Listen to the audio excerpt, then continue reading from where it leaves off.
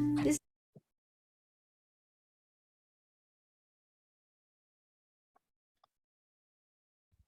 This is Unfragmented, inspired by Colossians. For by him were all things created, that are in heaven and that are in earth, visible and invisible, whether they be thrones or dominions or principalities or powers.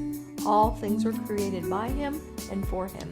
And he is before all things, and by him all things consist. Join our book club as we pursue a more consistent Christian life. Well, welcome to Unfragmented, where Lee Bortons and I explore the cohesion of things believed with things done. Today is Thursday, February 16, 2023. I'm Kevin Novak, and Lee Bortons is our co-host. This month, we're talking about redeeming money. What an exciting thing. Money is exciting to me, not because I love it, but it's just another thing to be interested in and steward well. Now, I have been trying to redeem my time. So one way I have been doing that is by eliminating watching television. I'm not saying there's anything wrong with that, but historically I watch a lot of television, so I'm trying to watch less TV. Lee, what is one way, I'm putting you on the spot here, what is one area of life you're trying to redeem, at least to a greater degree? Yeah, so same, Kevin, and that's why I scheduled all these book clubs on Monday and Thursday evening. So at least 2 nights of the week, I couldn't watch TV even if I wanted to. So, because we don't get any of that time back ever, do we? It's our most precious possession in so many ways. Well, if you're someone who watches Super Bowl, that's okay, but I haven't watched it in years. So people make fun of me, and I feel a little proud of myself for that. But you'll see multiple book clubs at leebortons.com. The Math Map uses the same book for a year. The Words Aptly Spoken discusses one book a week. And on Unfragmented here, we discuss one book a month. Follow the links at leebortons.com to purchase any of the books here from any of the different book clubs. Look ahead to the book clubs where the schedules are, leebortons.com, and where there are links to buying some of the books, and then also my book at Amazon. Each week, just show up, and we always have good conversation, and we definitely, like in every show, we have good questions. Even if you haven't read the book, go ahead and show up.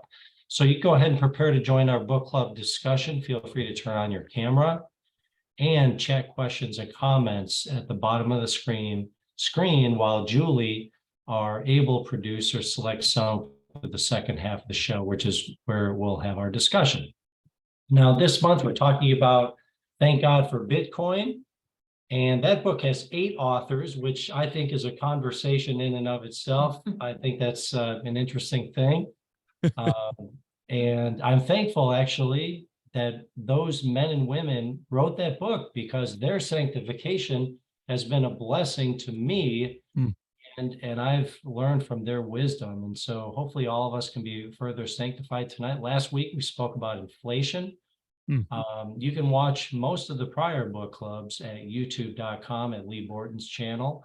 And I also ask our participants to consider this week what they are teaching, what we are teaching our children regarding fiscal responsibility, because ultimately stewarding money is about stewarding spending, I think, not only earning, but spending money, especially by the civil government. So maybe that can be one of our discussion questions tonight. This week, I'm very thankful that Jordan Bush, one of the authors of Thank God for Bitcoin, is here. And Jordan, if you could, just please tell us a little about yourself.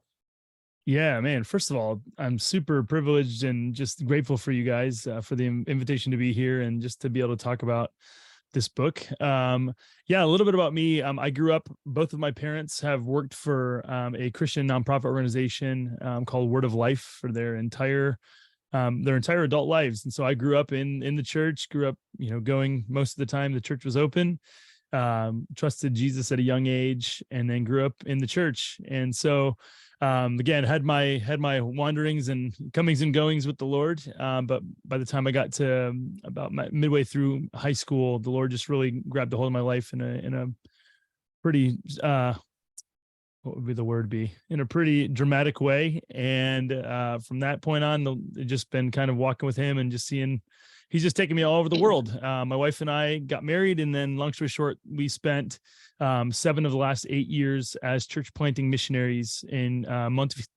Montevideo, Uruguay. And so that's where I was. We helped to plant a church there. The church, formed, it was growing. We ended up, long story short, combining with another small church plant due to many of the dynamics that we can get into. And it was during that process that I, got invited to join a book club, very similar to this one, with, 7 or 8 other people. And that book club, we read through a couple of Christian books about economics. We read through The Ethics of Money Production by Jorg Guido Holzmann. And then we read through a book called Honest Money by Gary North. And when I just got thrown into this group with these people who I didn't know. We started reading this book and we got done. It was fantastic. Just learned more about money and what the scriptures say about money. I'm thinking about what money is than I had ever thought about before. Got done, thought to myself, all of the other people who had done this were Bitcoiners. And I'd been a Bitcoiner for about a year. And so when we finished this book club, I thought to myself, man, that was so fun, but that was the weirdest thing that's ever happened to me in my life. We read through this. We did this book club in April of 2020. So right as we were all getting, trying to figure out what was going on in the world. And so we got done, and 2 weeks later, one of the guys reached out to me and said, "Hey, we really appreciated, your contributions to the book club. We loved the books that we read, but we weren't, really thrilled. Obviously he knew that I had joined him in this. We weren't super thrilled about their conclusions, because God bless these men. I love them, respect them to this day. But their conclusion was, one of the things they want to do was, put together a political action committee and go back to the gold standard." And I'm a gold and silver person. Like I appreciate them. I think that they are sound money. And we can get into what that means. I appreciate those things, but the reality there's just components and like tendencies of gold that lead toward it being, in my mind, very in the minds of these other people as well, very unlikely that we would go back to a gold standard. And even if we would, it still would have a whole bunch of issues. So basically we wrote this. The idea was we should write our own book that basically encapsulates a lot of these thoughts, but the payoff is Bitcoin. And so that's what we ended up doing. And so we, it was through a book club very similar to this, that over the course of 6 months, we wrote a book. And so then the book got published in January of 2021. My favorite tidbit, we had this book launched the same week as a book by the Pope, and we were outselling the Pope in week 1. So we were like, I can't believe that's, what is happening right now. But yeah, so then it's just been this crazy ride ever since then. My wife and I, throughout the 7 years that we were in Uruguay, we hadn't really taken a real furlough. We'd come back for a couple month period. And even then we were running the whole time. So we knew that we needed to take a furlough. We knew that we were kind of at a transition point in the church. The church is in a really good place. And so we just were trying to figure out, what is next for us. So we came back to the United States last November for about a year. And then now at this point, we're planning on staying in the States for the foreseeable future. Going back into the missions world is still something that we're open to.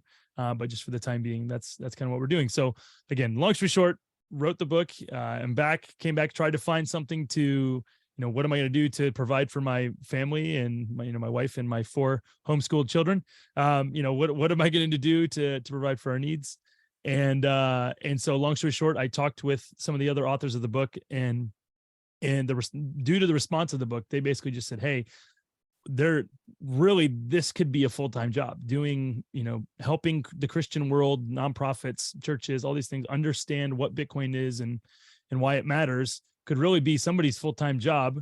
And a number of them basically said, "Hey, and we'd be willing to fund it. We'd be willing to fund this if you're interested in doing it." And so talked about it, prayed about it, and just said, "Hey, I would love to do this." And so at least, for this season of my life, I'd love to do this. And so in July of this past year, we founded TGFB Media and just started putting together all kinds of media resources to help the Christian world understand Bitcoin. So that's who I am, where I've been, and what I'm doing. Well, that's awesome. I appreciate you being here. I'm sure our participants do too. If you don't mind me just asking a first question, I'm sure many other people on have questions too. Yep. You mentioned at least living in one other country. Yeah. I was curious about your experiences in other countries relative to Bitcoin here Yeah. in this country, we obviously have a spending problem. We've got a lot of problems, but Yeah. can you talk about the experiences you've had with Bitcoin, maybe even just with cryptocurrency or other crypto or cryptocurrency generally, and how people view it? Is it different here? Is it different there, and so on?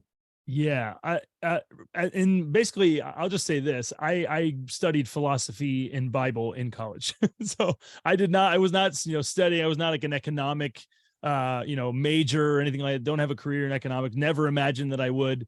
I was more of like when I got in college, I became more of like a Ron Paul, more libertarian leaning, the idea of like a high, personal responsibility, all those kind of things. So the seeds were planted, but I was not an economist by any stretch of the imagination.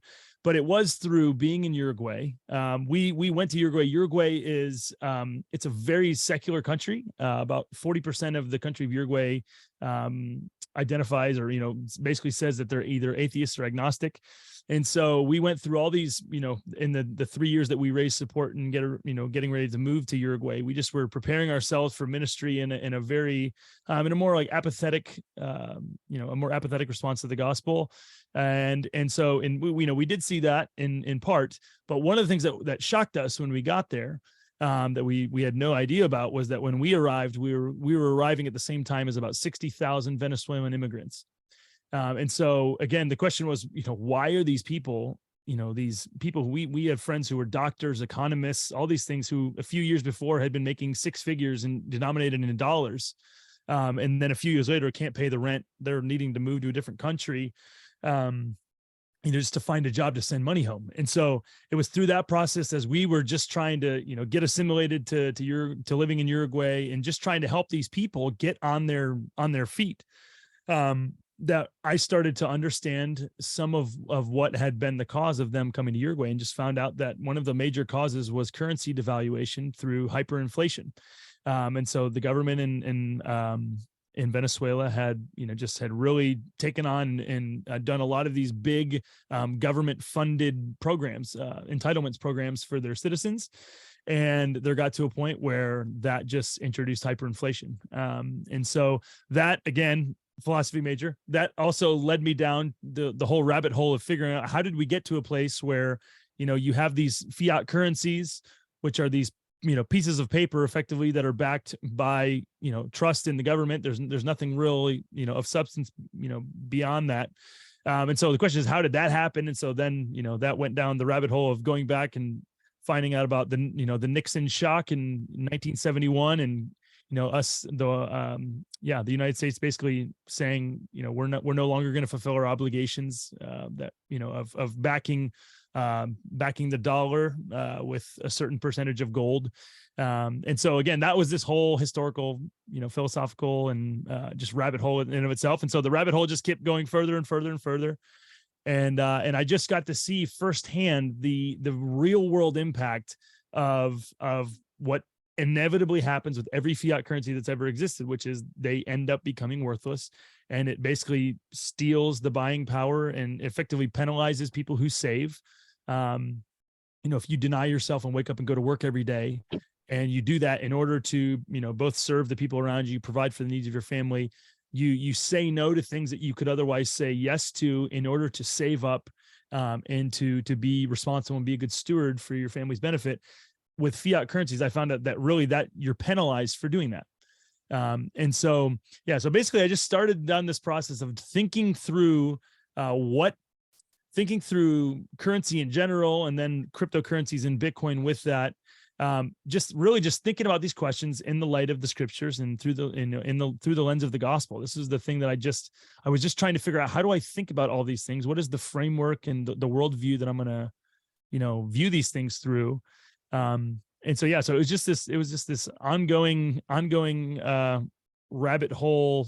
I couldn't find the end of of thinking about how to think about this. And so, but the more that I went down, the more that Bitcoin appealed to me, not as a speculative investment, but as money that was built on the foundations that basically God lays out, the same foundations that upon which God established the world. the foundations upon which God designed the world to be acted in accordance with. And so I can elaborate on that if you'd like to, but I'll just stop there for a second. Yeah, and I think 2 weeks ago, we touched on that. And Chris Alamo is on, by the way. He's someone who is with Okay. Bitcoin Magazine. He's on. Oh, I cool. welcome him back. Yeah. Oh, that's Yeah. awesome. But I did want to mention that I think Mitch put in the chat that your website is tgfb.com. Is that correct? Yes. Yep. Okay. Yeah, that's our website. And then I'll shoot you this link as well. I'll put this in the chat. Okay. Basically we have, so tgfb.com, basically our goal is to we create resources for the church to help them understand the different ways in which Bitcoin already is being used by missionaries, pastors, and other Christians around the world, other, nonprofit organizations. There's Bitcoin to them is a way different thing than most of us would, than what comes to mind when most of us think about Bitcoin. We think about like this speculative, investment that just goes up and goes down very rapidly, very unstable, and all these things. And that obviously is one giant use case, but there's many more that people who don't enjoy the same privilege of growing up in a world where we operate in the world reserve currency on a daily basis. We have the privilege of not having to think about, really, most of us probably, we don't even have to think about conversion rates to other currencies, or trying to save in a currency other than the one that we get paid in. These are stark realities for almost everybody else in the world. And so that's basically one of the things that we just ran into as I ran into as a missionary. And one of the things that basically made me see the value of Bitcoin more than I would have, I think, than if I'd just been living in the United States. Well, So can I ask a question, Kevin? sure, go ahead. Yeah, if you look at page 69, you have the quote from Leviticus 1936. Yep. You shall have just balances, just weights, a Yep. just ephah, and a just hin. I don't think our pastors understand at all the injustice and immorality of fiat money. Yeah. Can you kind of speak to what you're talking about here about the morality of money versus the morality of just life, how they go together? No, 100%. And actually I mentioned, I put the link. So we're going to be doing a conference once a year. We do like a big event for Thank God for Bitcoin. And so this is going to be the Thank God for Bitcoin conference in Miami, May 16th and 17th.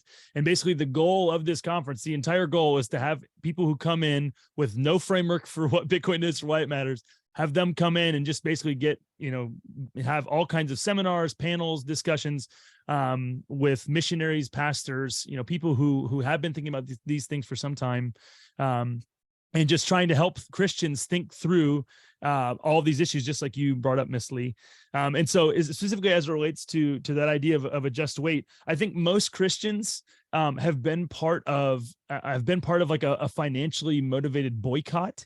At some point in their lives. There's been things, I remember a number of years ago, Christians boycotted Target because of some of their affiliations, that they'd made political affiliations. I think speaking personally, I remember our family's on I told my wife I will never spend another nickel in Target when they started doing like the gender affirming clothing, where they have like just shirts that make girls look like they, it basically makes it look like they don't have breast development, or it makes them look like they have genital development.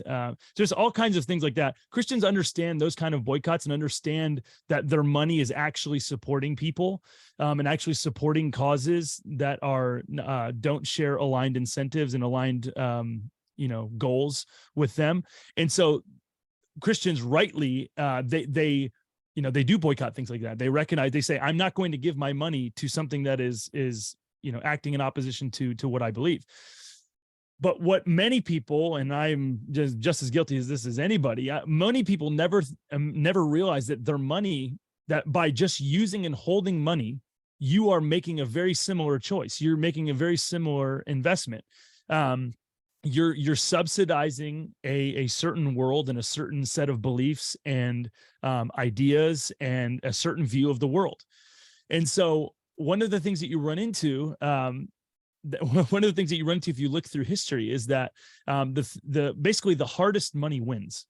The most sound money, the money that is the best defender of the scarce time and energy that goes into producing it, or producing the things that it's used to buy. That thing gets chosen by the free market, through free market participants, people who are out there producing producing real, tangible, scarce goods. They want to get as scarce and as hard to get of a monetary resource as possible. They want to store the value of their labor in those resources as much as possible. And so what you see over time is that that idea of what that is shifts depending on your culture, depending on there's no perfect scarce resource. There's no perfect scarce thing by which to measure everything else in your world. A lot of it's relative. So if you grow up, there's these people who grew up in some of these islands in the South Pacific. I can't even remember what it's called, where they have the giant statues where the heads stick above the ground. Like some of those places, like they would use these giant stones as their currency. And so if you go through the different properties of what money, these stones would fulfill a handful of them or several of them. And so it's not this making the perfect the enemy of the good. It's just you want to have a store of value that is scarce, in the same way that your time and energy and your labor is scarce. And so one of the things that you just see is that over time, gold and silver, these precious metals, were recognized as is about as good as it's going to get, for being scarce enough where we can't just go dig them up. Why don't we use sand as currency? Because sand is everywhere. You could go get sand without denying yourself. And so again, this is just one of these things you run into, is just trying to figure out, like money is basically, it's a store of value. Another thing that money is money is a source of, it's a justice system in a very real sense. If you have, basically the scriptures talk a lot about, there should be one standard for the rich and the poor. This is just as a standard of justice. We want to treat the rich the same way that we treat the poor.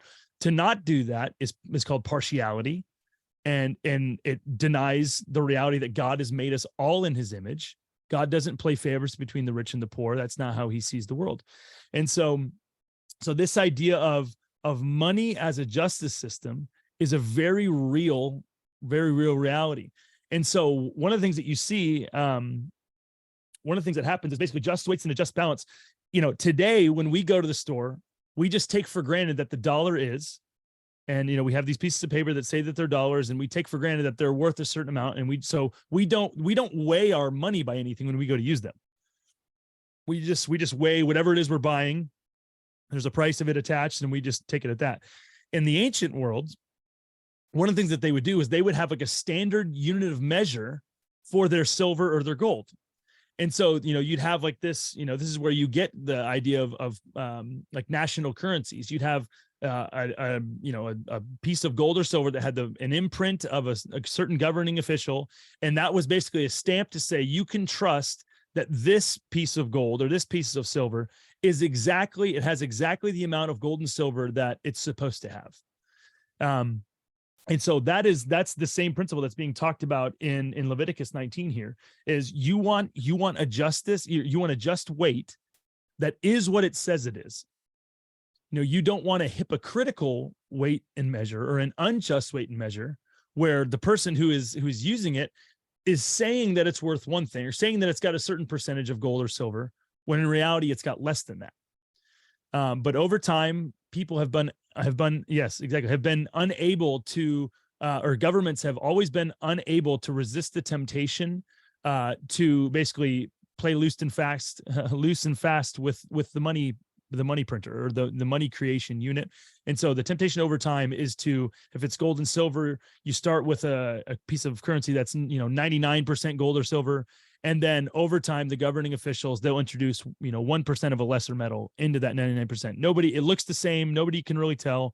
And then over time, they introduce a greater and greater and ever increasing amount of baser metals into the money supply that allows them to create more money, that allows them to pursue government spending programs, or vanity projects, whatever it is, It allows them to expand their power, expand their monetary power, which then obviously by extension allows them to expand their political and military power, and a bunch of other things like that. Well, thanks, Jordan, for sharing that. Before we welcome our participants into the conversation, I'd like to thank our sponsor, Classical Conversations, where families gather weekly to practice the classical model of education within a local community. Visit classicalconversations.com and use your zip code to find Classical Conversations CC communities near you. Julie, what do we got in terms of chat here? We got some good questions so far. We do have some good questions.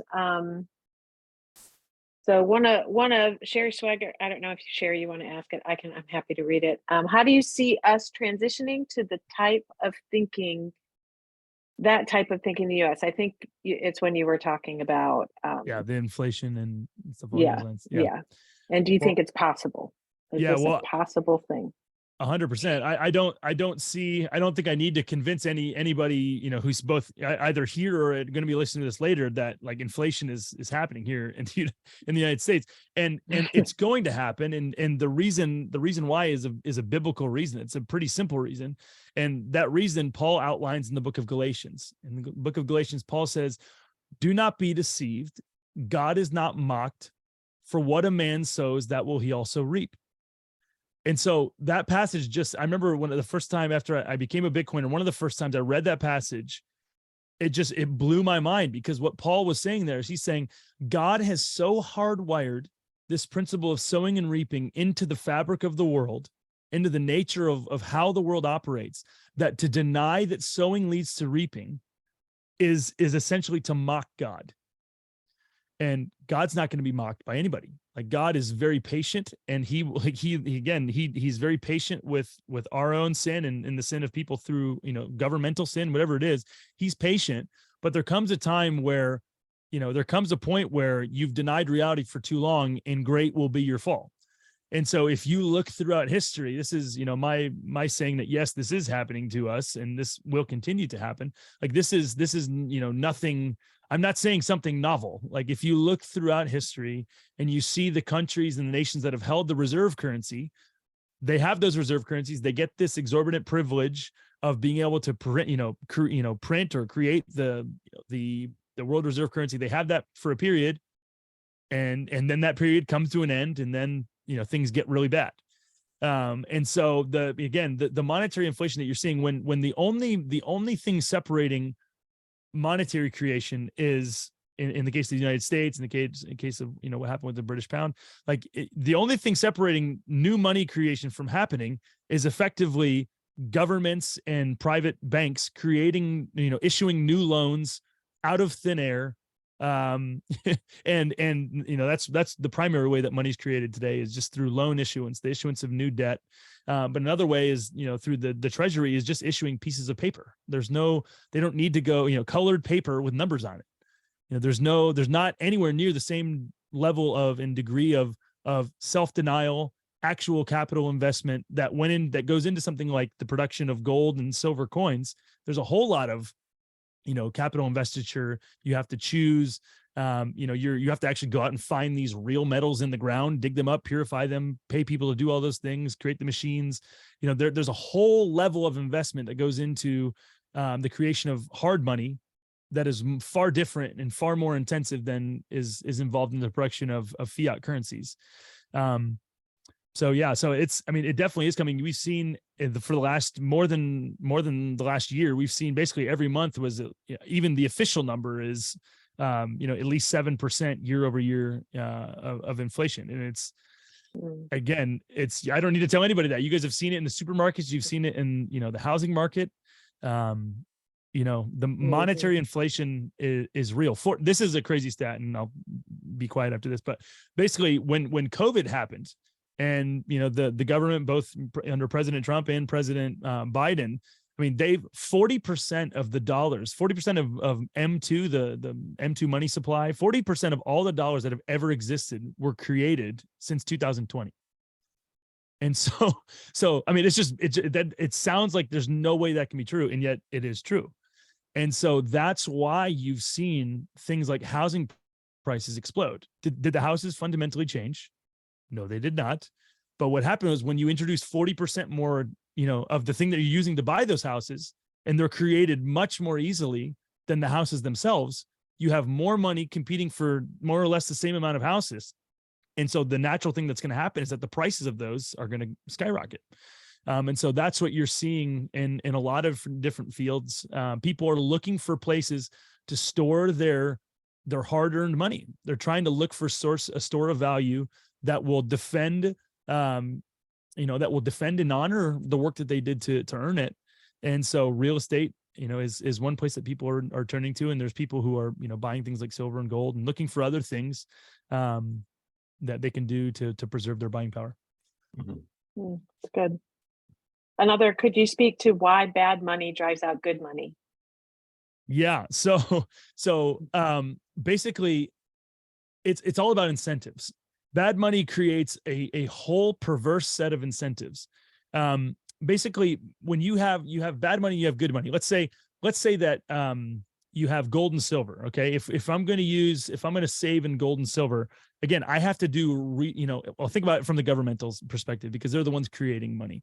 So if you're the government and you want to do whatever you want to do, like, let's say you got elected under a certain platform, I'm going to give, school lunches to everyone in the country or something, something along these lines. I'm going to give free, this is what it comes down to. I'm going to give free money to this group of people for this reason, this amount of money for this reason.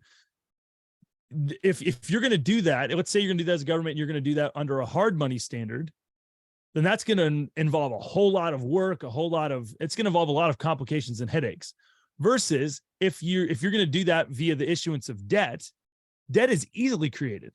You can easily make somebody a promise that you're going to, pay them back in the future. And so basically people over time, if you have the choice between saving up, think about it right now. Think about, if there's somebody out there, I'm trying to buy a house. We're trying to save up money. We've lived overseas as missionaries. We're trying to find a house. It's from all human perspective, it's the worst time in the history of, the United States, basically to try to buy a house. We're trying to do that. Now there's two ways that we can do that. We can do that by either saving up, trying to work as many jobs as we can to get that money, earn it the old fashioned way. We can earn money, or we can run right out and we can get at this point, probably 7 or 8, 9% loan, mortgage.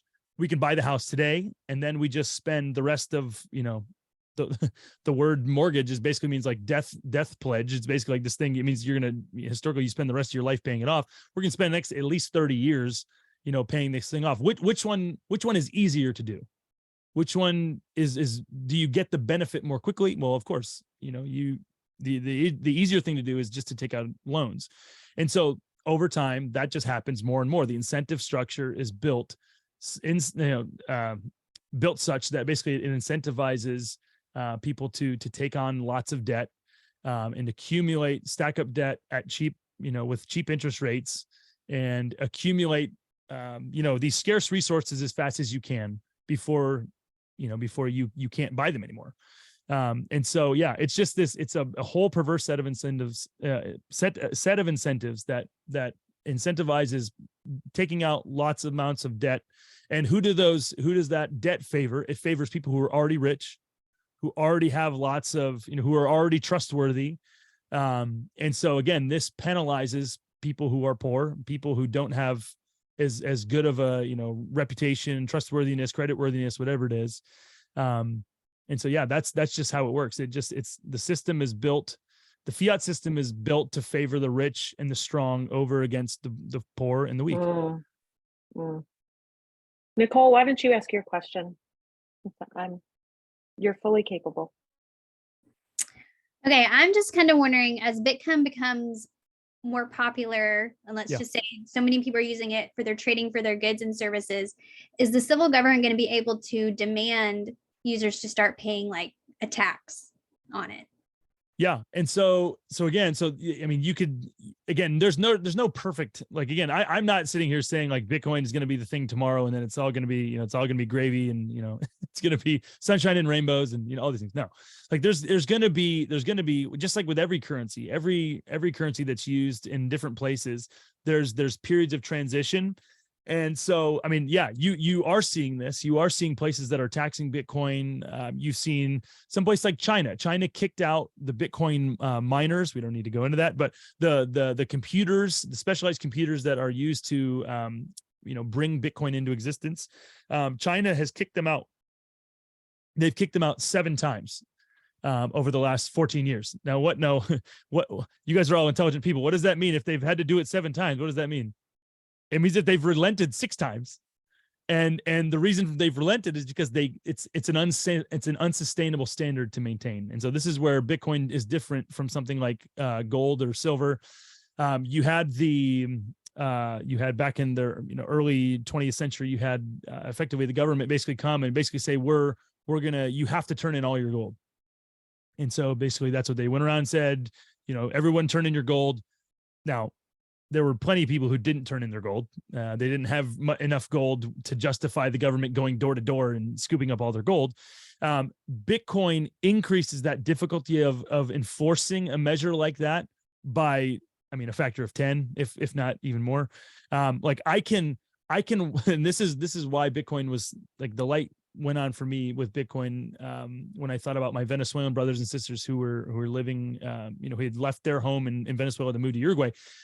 I can sell all my stuff, my physical things. I can buy Bitcoin with those things.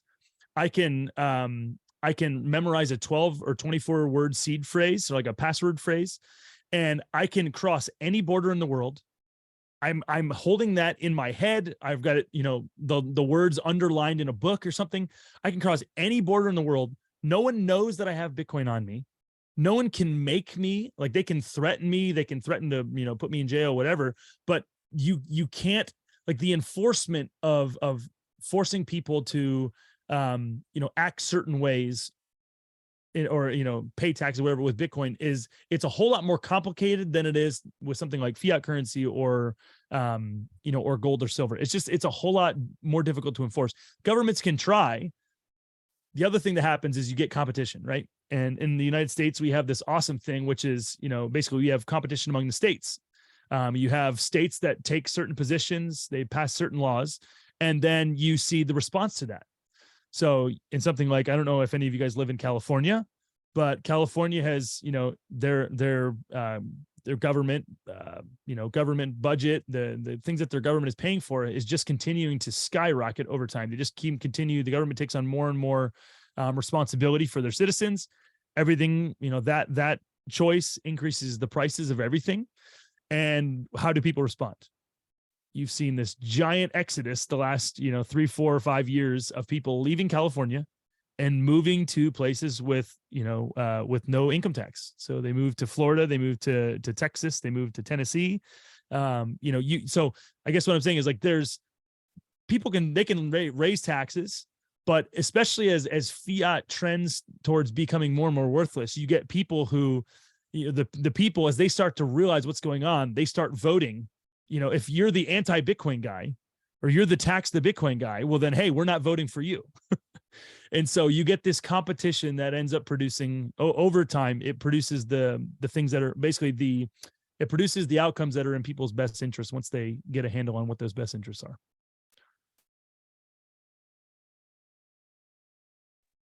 That's good. Diana, do you want to ask your question? Sure. This is actually my husband. He came in to listen because I told him who was talking and we were interested. Oh, cool. So he was asking, he said, you mentioned Bitcoin relates to the Bible. He understands Bitcoin more deeply than I do. Cool. I understand a good bit, but maybe I don't know the Bible as much. Please go deeper into this topic and help me understand how it relates to the Bible. Yeah. So again, just from the standpoint of, yeah. So great question. Great question. So basically one of the things that you run into is, why is anything good or bad? Again, this is the philosophy major is going, full philosophy major on you guys all right now. But why is anything as a Christian good or bad? Or what determines whether something is moral or not? Jesus, like he does with a lot of things, gives us that answer, right? And so that answer is twofold. The way that we determine whether or not something is good or bad is, does it honor God? Does it honor God? And so what does it mean to honor God? One of the ways that the book of Romans chapter 1 talks about the fact that it talks about basically the wicked. It says they refuse to acknowledge him as God or be thankful. And so what does that mean? It means to acknowledge God and to honor God means that you see who he is, you see what his character is like, how he's revealed himself in the Bible. What kind of things does he love? What kind of things does he hate? And then humility, it aligns our lives and our priorities, our actions in such a way as to take into account who God is and what he wants. And so, okay, so that's one thing. So the other side of that is, what's the great commandment? It's to love God with all your heart, soul, mind, and strength. This is just another articulation of what I'm talking about. The other side of that, what's the second? Jesus says the second commandment that's on the same level of importance as loving God with all your heart, soul, mind, and strength is to love your neighbor as you do yourself. So to treat your neighbor and put the same thoughtfulness into how can I act in the best interests of my neighbor, the way that you would want to be treated. And so that when you pull out, what does it mean to love God, or like, what does God want?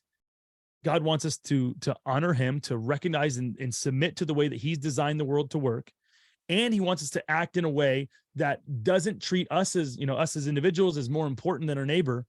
When you think about it in that context, sound money, like it's not just what you do with your money that has moral implications. The type of money that you use has moral implications.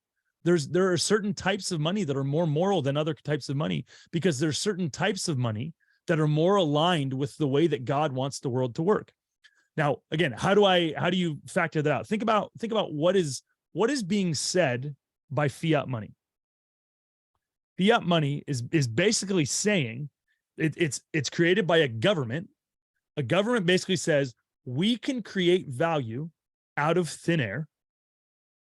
Debt is no problem. We can accumulate as much debt as we want. We've had literal people who work for the Treasury get in front of cameras. They're not hiding this, and they say debt is just money we owe ourselves. It's bonkers. and we know that's bonkers because God places such debt is a huge deal in God's world. The Apostle Paul says, "Owe no man anything except to love one another." Like we see the Proverbs are full of scriptures that they warn about the danger of debt. Well, the fiat monetary system is literally built on debt. Like fiat money is created through the issuance of debt. And so basically our entire economic system for the last, in the United States for the last 100 years has been predicated upon something that God says Christians should avoid like the plague. And so again, what has been the consequence? So this is not just some theoretical thing where God's like, this is bad, but there's no actual teeth behind it. There's a phenomenal website. I'm going to recommend it to you. I would not, the URL is a bit shady, but the URL it's called WTF happened in 1971.com. This site is phenomenal because what it shows what has happened in terms of how the monetary policy of the United States has affected every other part of American life. And so what you find, this whole website is just an infinite scroll of all kinds of charts that have to do with the divorce rate, suicide, depression, just anything that you can think of. There's charts about it. And what you start to see is in many of these cases, things start to change dramatically at 2 points. One of them is in 1913, which is when the Federal Reserve was created, which is neither federal and does not have reserves. So that was created in 1913. That's a big inflection point. The other really big inflection point for a lot of these things that don't seem like they have anything to do with economics is 1971. And so 1971 was the year where the United States stopped backing the United States dollar with gold. And so what you see is that the more that you get away from your currency being backed by something governed by the laws that God created to govern the world, which again, like we talked about in the beginning, is sowing and reaping. The farther you get away from that, the more that the world just starts to crumble, and people start to crumble, and relationships start to crumble. It's not an accident. When you deny these very fundamental realities that, God used, that God, designed to be the basis of the world that he made, and the basis for our interactions with each other, you can't deny those realities without horrible, very severe consequences. And so, yeah, so those, again, there are chapters and verses where you can find some of these things, but again, what I'm articulating is this is more of a holistic view of what it means to be human. What does it mean to be, a Christian living in this world? What are our priorities, supposed to be? And so when you look at the way fiat money, what the set of incentives that it creates, it is completely at odds with everything that, God has revealed in his word, about how people should operate. And I'll put one more clarifying example of this. So when we were in Uruguay, one of the things that happened is, so basically since 1971, what happened was, basically in the aftermath of World War II, you had most of Europe had spent all of their gold, which most of them had used for money. They spent most of their hard currency trying to survive. Right. And so the United States, many of them spent most of their money, paying the United States for, ammunition, for food, for all these things. And so in the aftermath of World War II, you have Europe, which is pretty much bankrupt. You have all these countries that are trying to figure out, what do we do for currency? Because we don't even have, we don't have any gold and silver. The United States holds a ton, almost all of the world's gold, Europe's gold. The United States is holding them. So they have this Bretton Woods conference in, I believe, New Hampshire. And at this conference, the United States is holding all the cards. And so basically they say, hey, this is what we'll do for a currency. We'll put US dollars. You guys can all hold US dollars in your bank accounts. We're holding all the gold. So we'll peg the US dollars to gold. And then you guys can hold US dollars in your bank accounts. We won't go crazy. We won't print money like crazy. We promise. And so for about 25 years, that's how things worked. In 1971, France, it's always the French, the French came to the United States and they said, hey, we really want to convert some of our US dollars for gold, because it's been a while. We want to do that. The very next day is the day President Nixon came out and said, hey, we're closing the gold window. We're no longer going to convert gold for US dollars anymore. And so when that happened, what happened is, so you can imagine it like a balloon. The United States, or the gold, was basically the tether for the United States dollars, and then the other currencies of the world were tethered to the United States dollar. When the United States decoupled from gold, it was basically like you took a pair of scissors and cut that tether that was maintaining these ballooning, all these other currencies are like balloons, and all of these currencies around the world just started flying off into the wind. And so what's happened is that since 1971, almost every currency in Latin America has failed between 3 and 4 times. And so what this means is that every 17 years or so, every 17, 18 years, you have your currency becomes absolutely worthless. You literally throw it in the street, and then you start over. The government issues out new currency. So imagine you're sitting there, imagine you're a church pastor, and your congregation has been growing. You've been saving for years to try to buy a building, to try to hire another pastor, somebody to work and serve your church. And every 17 years, right as you get to the point where you've just about saved enough to get a building, whatever, your currency becomes absolutely worthless. And then you're starting over again. And so I wish that were a hypothetical situation, but that is a completely real situation in Uruguay, in many of these other countries around the world. They're stuck in this perpetual cycle of starting over at zero because the currency that they're using to denominate their lives in is fundamentally worthless. Hey, and so I gotta stop you, Jordan. We're out of time, but thanks for all that you said. There's a lot of chat going on. Kevin, do you want to go ahead and end with some prayer, and then we'll Sure. Good. Heavenly Father, I just thank you so much for bringing Jordan and Chris on. We're so thankful for the things that they can articulate to us, and we're learning so much from them. We thank you for all the other authors of Thank God for Bitcoin. We thank you for our participants. We just ask you to continue to be with us as we learn and just continue to indulge ourselves and enjoy you giving us these tasks that we can do so that we can improve and expand your dominion in this world and also bring people to your son, Jesus. And I pray all these things in Christ's name, amen. Amen.